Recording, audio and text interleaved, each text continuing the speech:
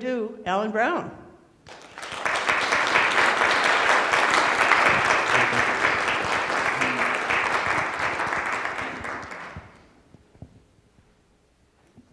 If everyone wouldn't mind standing up, I'd love to call in the directions to open things up.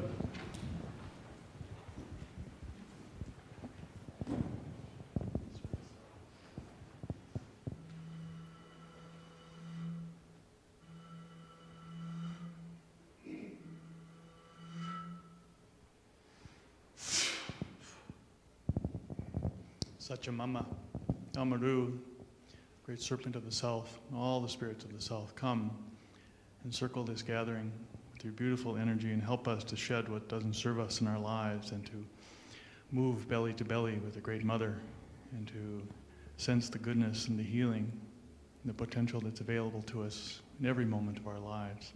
Help us to shed the emotions and heavy energies that don't serve us in our lives so that we may shine with the light of the sun. Whew.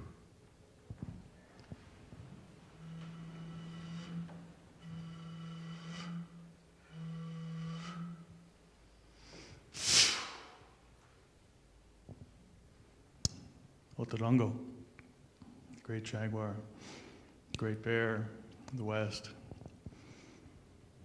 Allow us to feel the healing in our bodies and our spirits as we open to the potential for healing today, tonight, tomorrow, every day of our lives. Help us to shed all of the hucha, the heavy energies that we experience in our daily lives, the people that trouble us and the experiences that get us going in monkey mind sometimes. Help us to shed those energies so that we can walk across the rainbow bridge as children of the sun and be the healers, teachers, and medicine people we're meant to be.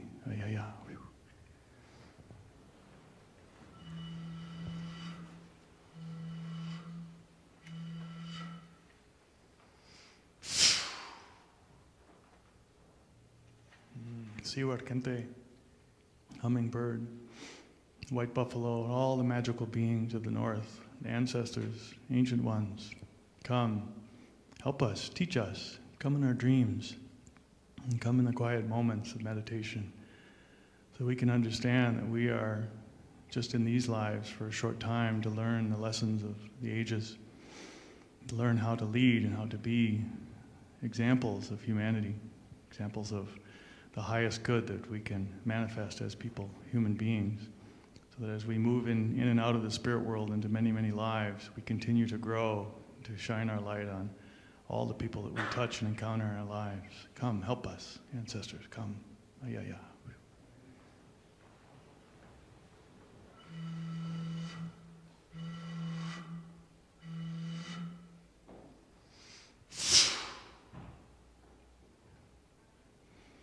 Eagle, Condor, Inti Taita, Mamakia, all the winds and spirits of the east, as we wake this morning to a beautiful, sunny spring morning here in Minnesota, let us appreciate the changes that have come to us and are already in motion in our lives and in the lives of all the people of the earth.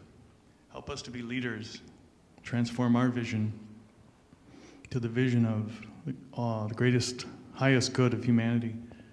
Help us to be examples and leaders of that change, those changes, so that we can raise the vibration, raise the energy, goodness, and love in the world.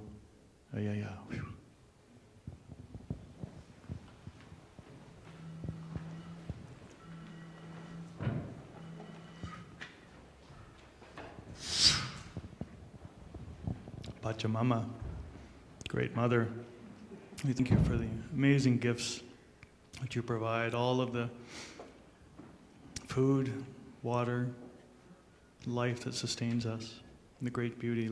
Let us feel your presence as you support us every day in our lives, and help us to understand how we can be better for you, how we can begin to heal the waters, heal the planet, and come to a place of honoring. And let my words today help bring all of us to a little bit more sensitivity and connection with the earth and all its creatures.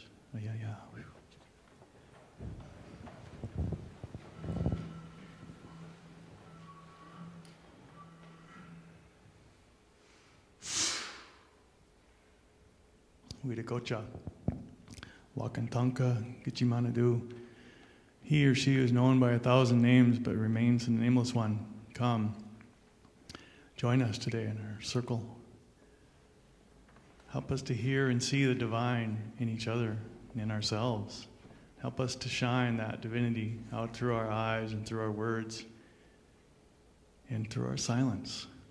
Help us to be able to hear each other and speak to each other with kindness and love, and truly listen and be present to each other so that we can manifest compassionate love in every day and every moment of our lives. And in doing so, we change the world. Ayaya.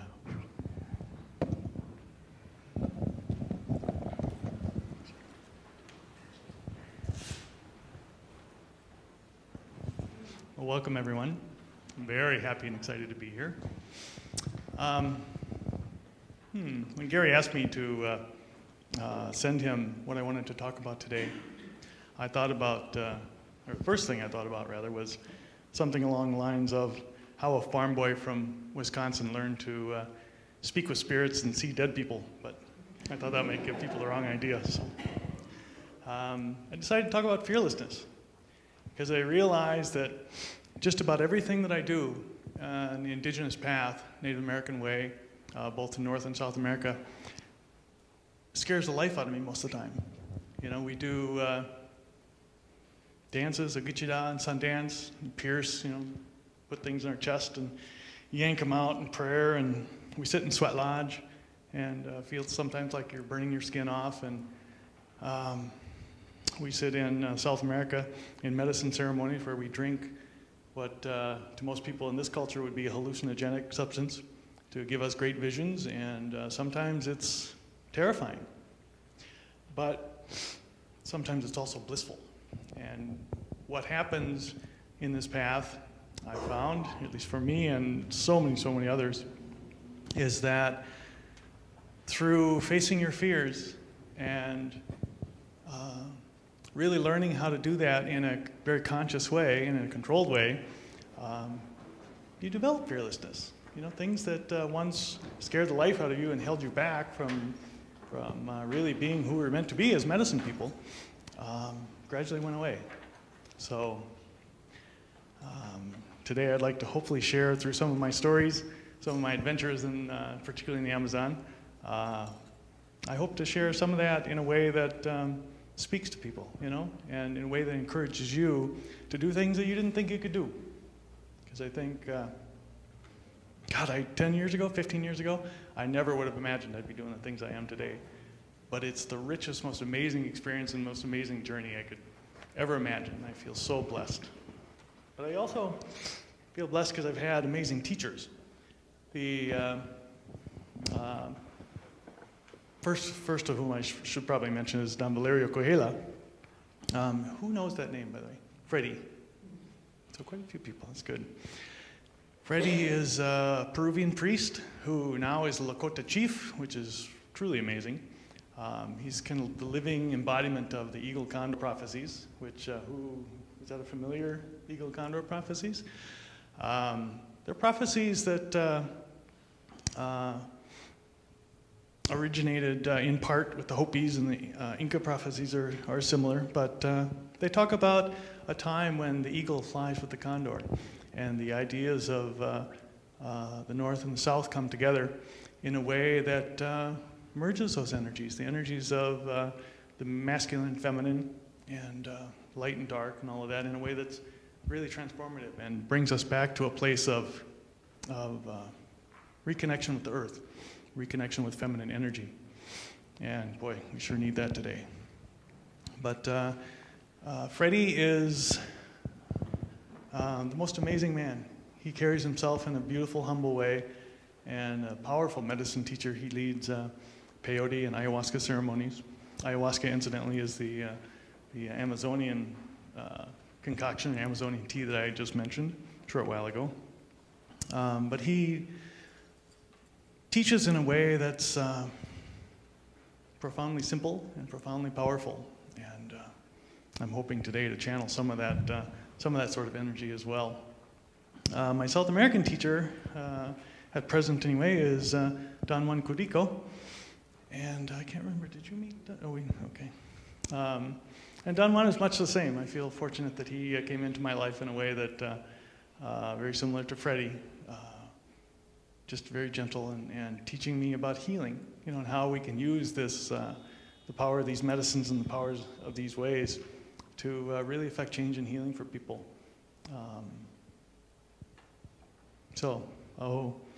Don Juan Curico and Freddie. First and foremost, however, my teachers are the plants. And part of what makes, I think, shamanism a bit different than some other traditions is that there's an animism that in the way that we see the world, that there's a spirit in everything, every living creature, and particularly some of the medicine plants. They're powerful, powerful teachers that can come to you when you either eat the cactus in the form of peyote or drink the tea in the form of ayahuasca or San Pedro. My good friend John just came back from Cusco after working with San Pedro for a few weeks.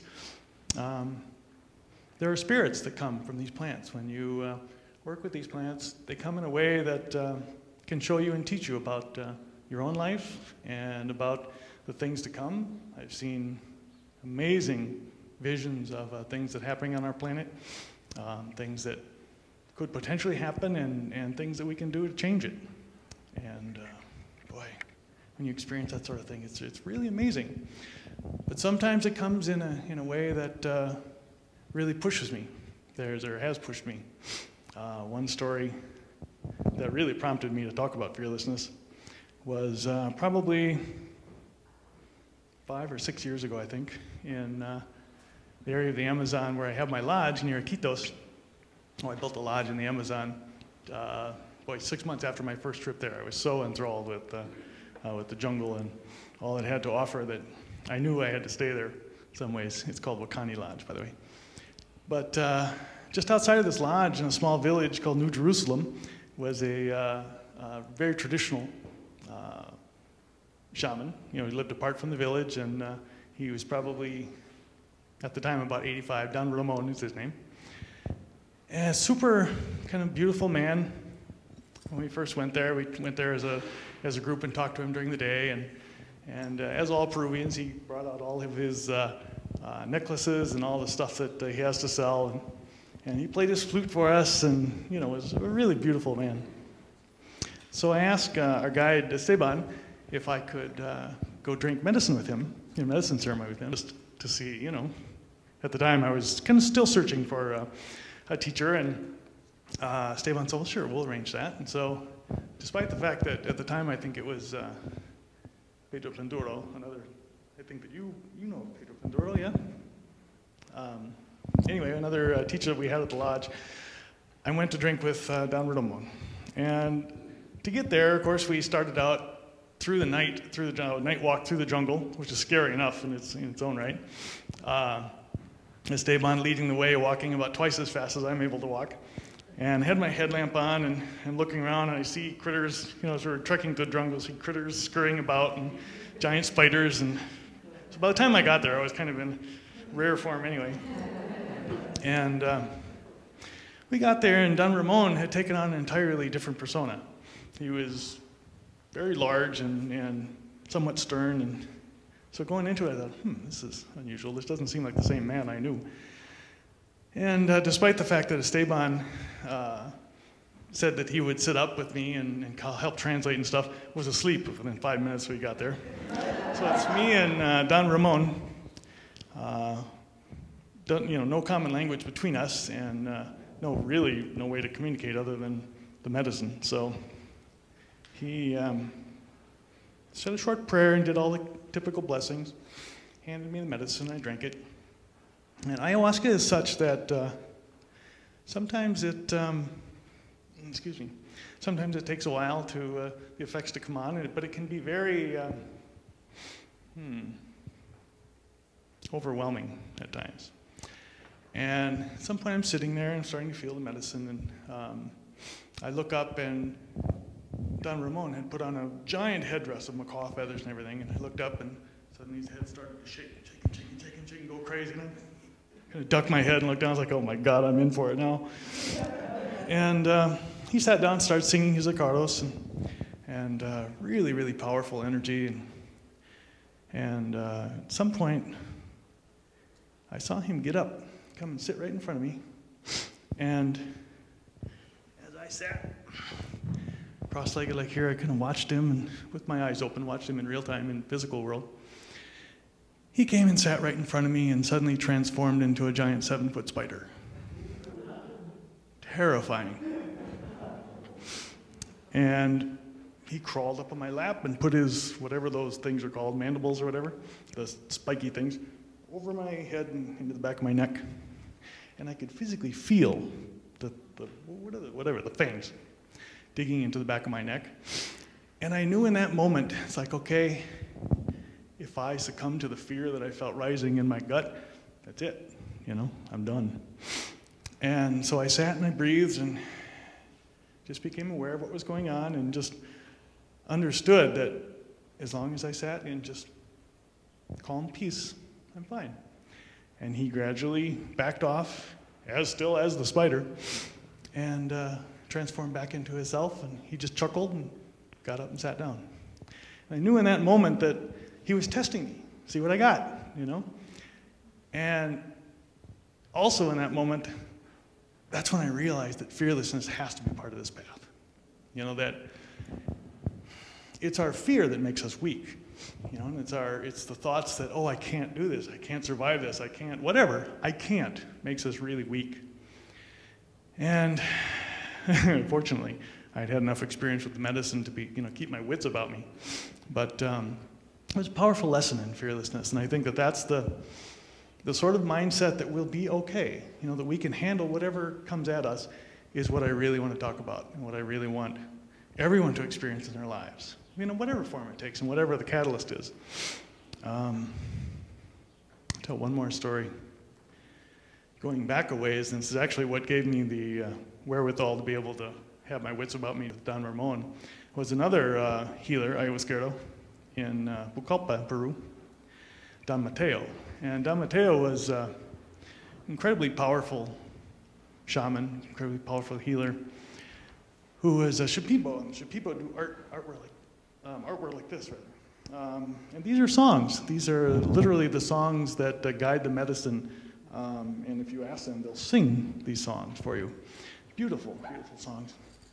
But Don Mateo, in my first journey to Peru, I went to work with him, and we had 5 nights of drinking ayahuasca with Don Mateo. And I think it was the second night, I felt like I was going out of my mind. Literally, I sat up and, oh my God, I'm losing my mind. The medicine was such that it showed me the monkey mind stuff, but in fast forward, full steam ahead sort of way, like a train running absolutely out of control. And I had, for years, been involved in Buddhist meditation and sat on a cushion for years and years, so I kind of recognized that, oh my God, this is like my worst day sitting on the cushion times 100. And it literally felt like I was losing my mind.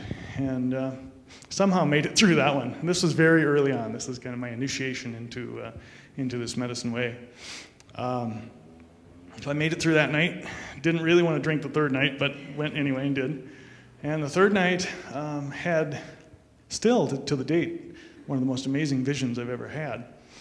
I sat up and opened my eyes, and much of the visionary experience in medicine ceremonies is internal. But I opened my eyes, and everyone in the maloka, the grass hut, was covered with blankets, laying out dead, including the shaman.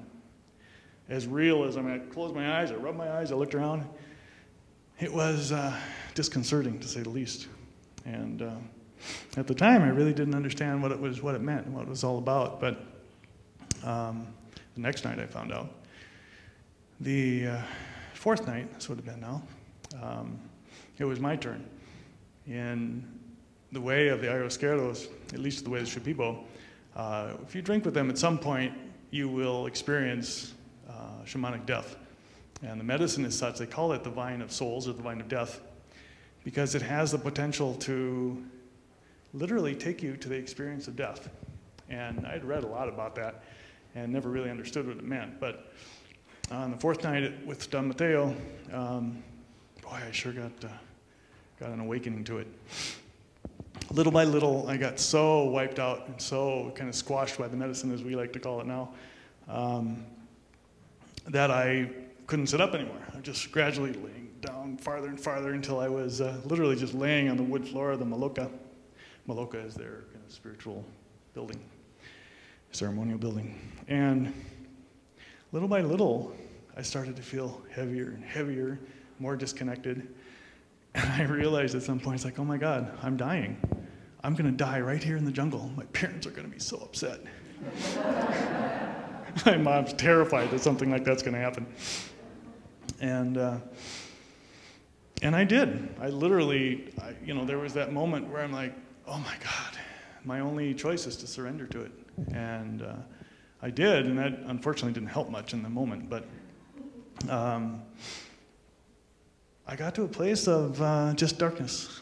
And I'd love to say that there was this, bright light and tunnel and all of that, but boy, it was just plain difficult. At some point, felt like an eternity later, I started to hear the Carlos, the songs of Don Mateo. And little by little, I started to kind of come back, and it felt like, come back. Actually, the tunnel was probably more appropriate then. It felt like coming back from deep space, some way far away. And little by little, as I came back, Don Mateo, I think he had asked me 3 times because I was aware of speech, but couldn't quite get it. He finally said, "Are you okay, my friend?"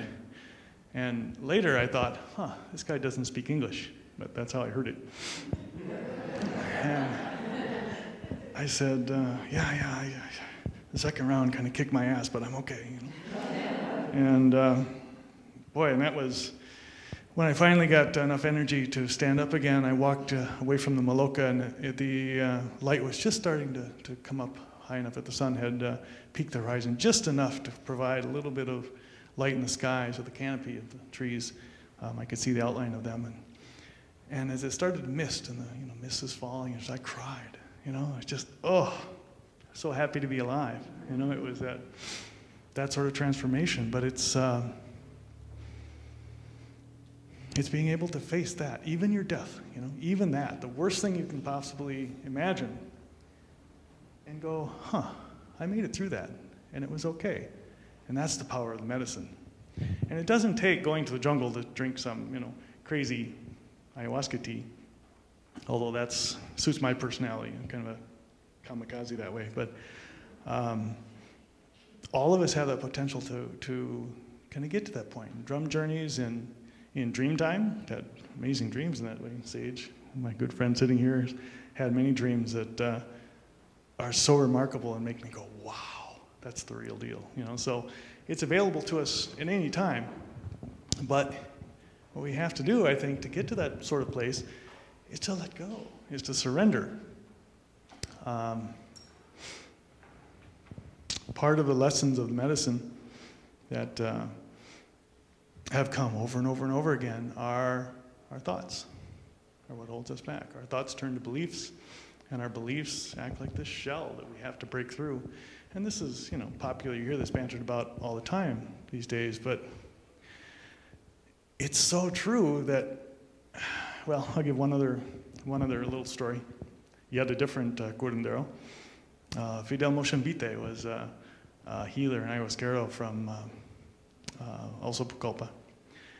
I drank with him, and he looked like a plumber, actually. It was a very kind of surprise, and big guy, glasses, and I'm not the typical type of shaman you expect, but as we prepared, it was very casual, and I once again drank the medicine with him, and there was very little ceremony, very little preparation, which is very unusual compared to what I'm accustomed to.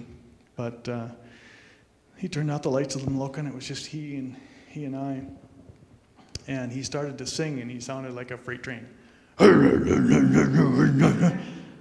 I was, oh my God, I'm in for it now. In fact, I've thought that most of the time, every time I drank in the jungle. I was like, what have I done? And little by little, I once again started to sink into, I notice I'm telling all the really tough parts. I will get to the bliss and the beautiful parts too of the medicine. But little by little, I was getting squashed more and more, and I was freezing, which is sometimes a property of the medicine as it works in your body. And I was kind of shaking and convulsing, and finally got to a place very disconnected with my body where I came to realize there was no thought, and literally nothing. Whoa. And every time the awareness would happen, I would see something rise. And then I would let it settle, and there would be nothing. And it just occurred to me in a way that's hard to explain, that, oh my God, this is like the ground of being. You know, this is the infinite field of potentiality that quantum mechanics talks about. And to experience that, you know, in a very direct way was profoundly life-changing for me. Because it gave me some sense that, you know, what the mystics and now scientists have been saying about our thoughts and the way we're interconnected, the way we influence people, and the way things go is true. That at heart, infinite possibility exists. And we have ultimate control over what we allow to rise. And that's really how it feels. That's how I experienced it. That if we give our attention to this, that's what rises. If we give our attention to this, that's what rises. If we do nothing, then there's peace in a very real way. And to experience that directly was so profound.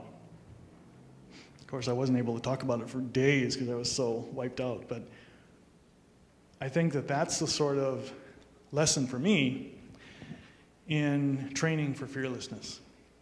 Because if we understand that we have ultimate control over what happens to us, all the I can'ts, and I'm afraid to do this, I'm afraid to do that, whatever, really are illusion. It really is that if we shift our thinking, if we shift our way of being in the world, anything is possible, literally anything. And I think that some of the experiences I've had in ceremony support that in such a funny way that, you know, when we sit in ceremony and we see something happening with someone, and I'll ask John, he says, oh yeah, I saw the same thing. Ask that person, I says, oh my God, I was experiencing all this. And yeah, we saw that. It gives some idea of the connectedness and the oneness of our experience, or what it can be. And when I talk about these medicines of ayahuasca and peyote and such, they're just tools. You know, they're resources. They're powerful tools, but they're resources that are just peculiar to this particular way, you know, particular to the native way and the indigenous way. But they're important because they open the door. And most indigenous people that I have worked with and continue to work with understand that most of us are either too lazy or don't have the opportunity or just haven't been able to open the doors ourselves, you know, have the sort of discipline it takes, or the sort of thoughtfulness and drive maybe, to open some of these doors. And so we solicit the help of the plants. And the plants are so eager to help us. When we call in I don't know where the Florida water went, but I blow Florida water to call in the directions, because it's a flower essence. It's a flower, you know, a plant, and they help us empower our work. And we smoke tobacco, and we offer tobacco in ceremonies, because that spirit of tobacco, the spirit of that plant, comes to help us. And it's a powerful spirit. In indigenous cultures all over the world, they use tobacco and many other plants. But so part of my path, and part of the path of the shaman or most indigenous people, is all about soliciting the help of the spirits. And the spirits of the plants are, oh my God, one of the most powerful guides and helpers that I've ever encountered. God,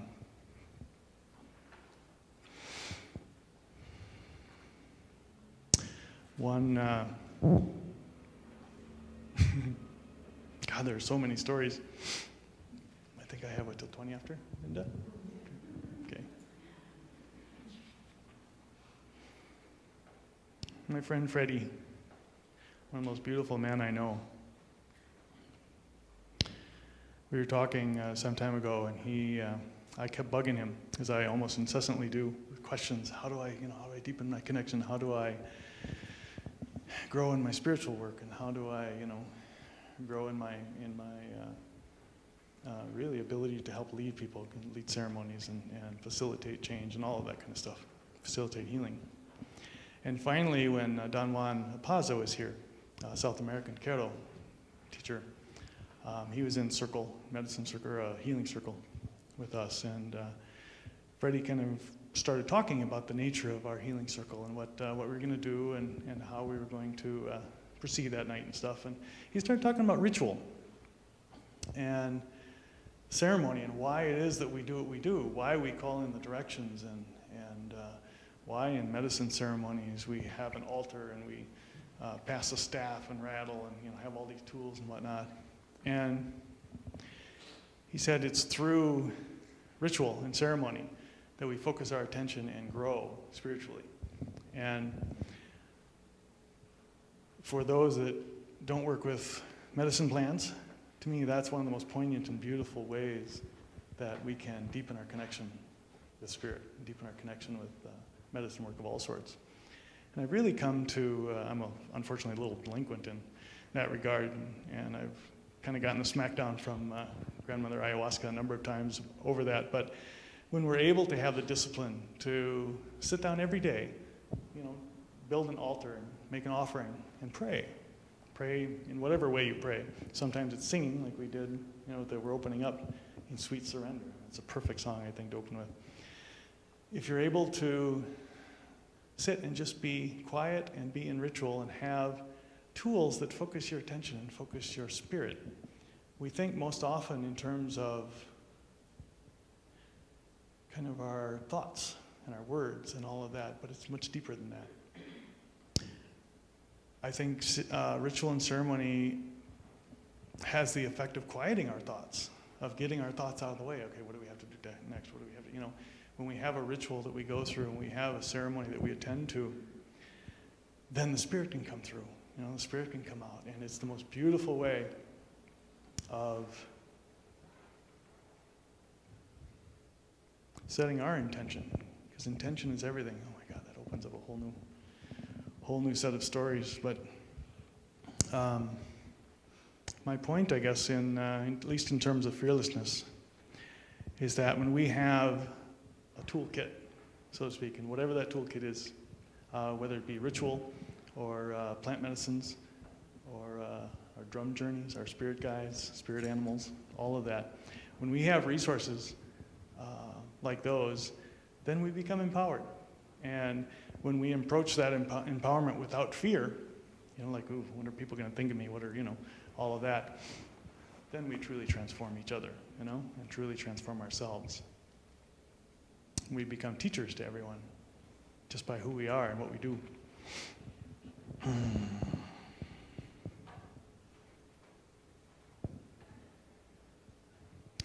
Grandmother ayahuasca is a spirit that's come to me in many, many forms, and is a real live entity.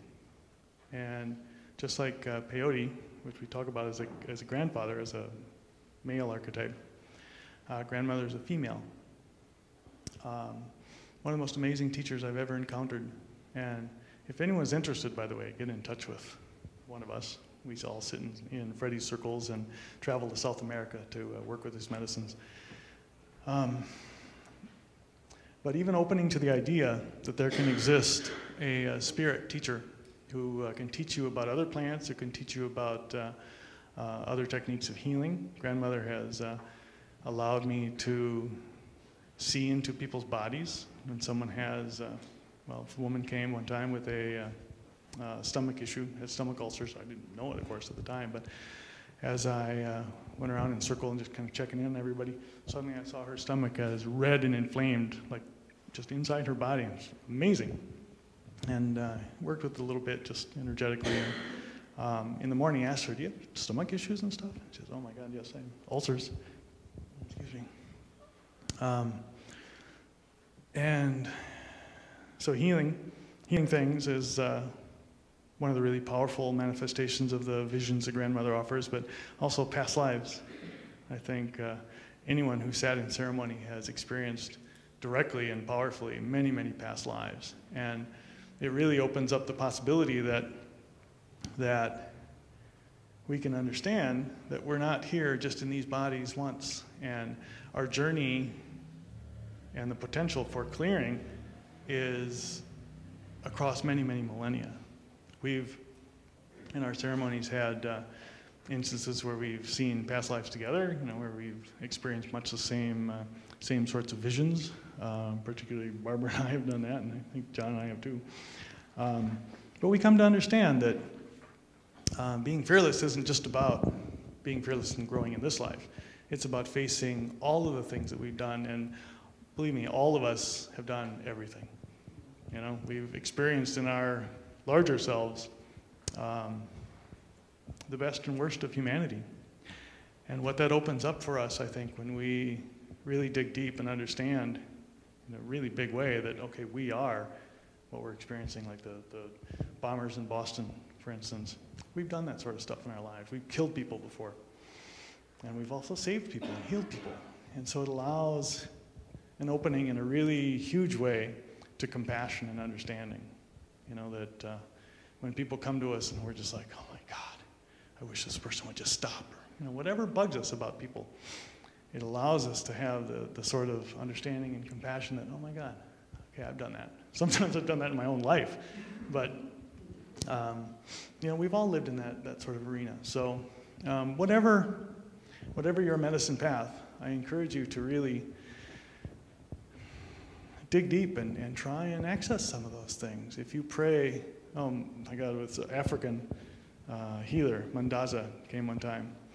And at the time, as always, I was incessantly on a quest for deepening my connection with spirit and deepening my own medicine work. And so I was asking him question after question. And finally, he just said, make an offering. Just take your tobacco and offer it to your altar and pray to the spirits before you go to bed. Come to my dream time and teach me and heal me.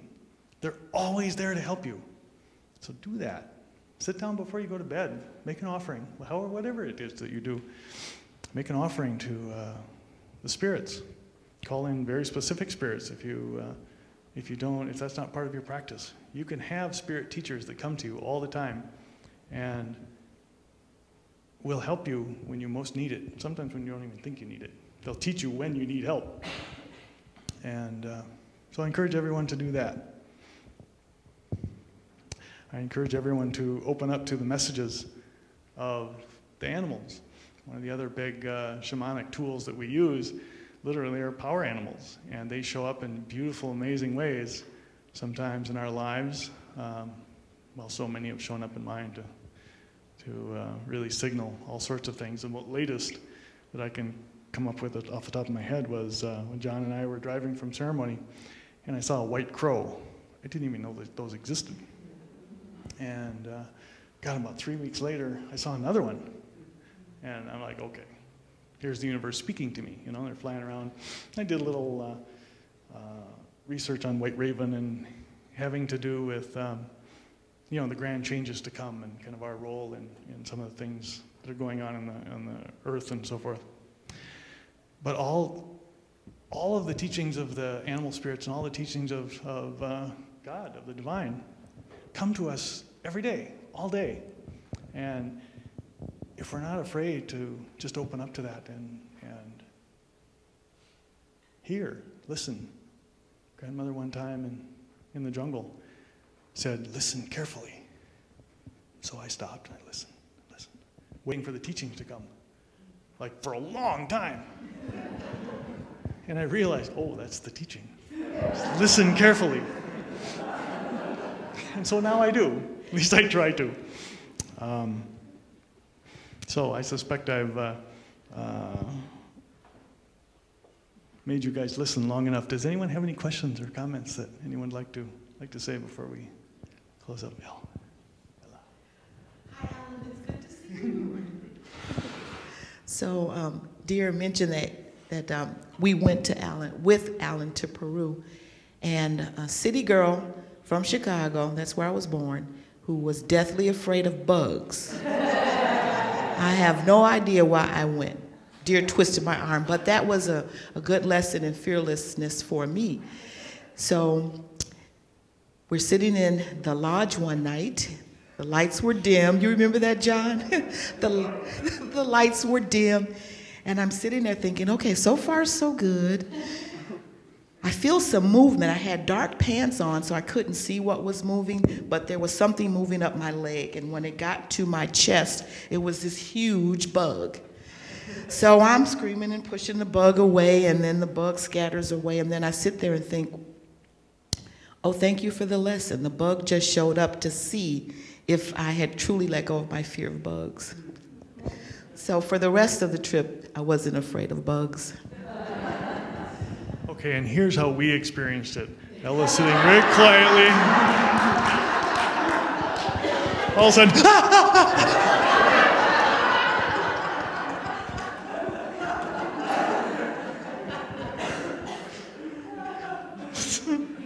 it was very funny. Anyone else? Oh my God, everything's bigger in the jungle. Very true. And bites very hard. Esteban, when we walk through the jungle and went on our treks and he's teaching about all the plants and everything, we ask him, hey Esteban, what is this? Oh, it just bites very hard. Eat this. Anyone else? Okay, well, thank you so much for listening. And I hope that everyone is able to take away something from my words today. And I hope deeply that it's fearlessness. It's the ability to go, you know, I can do this. What am I afraid of? What's the problem? It truly is that simple. And when we start to think that way, our life transforms. I never would have imagined myself standing here talking about this stuff, but here I am, and it's fabulous. Thank you so much. Ahoy.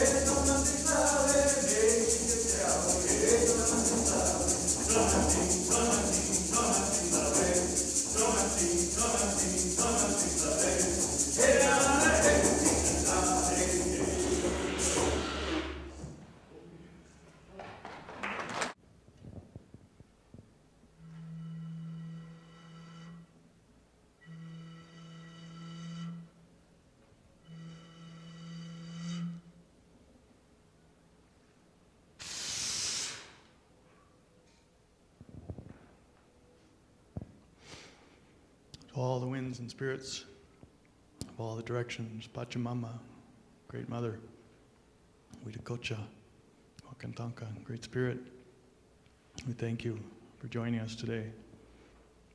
Stay with us on our journeys. Help us to travel safe and to walk with medicine, walk with goodness and love in our hearts, and see the divine in each other and see the possibilities of being fearless in the world, of doing what we don't think we can do, of loving way more than we thought we could. Help us to remember to love ourselves first, just because we can. Ayaya.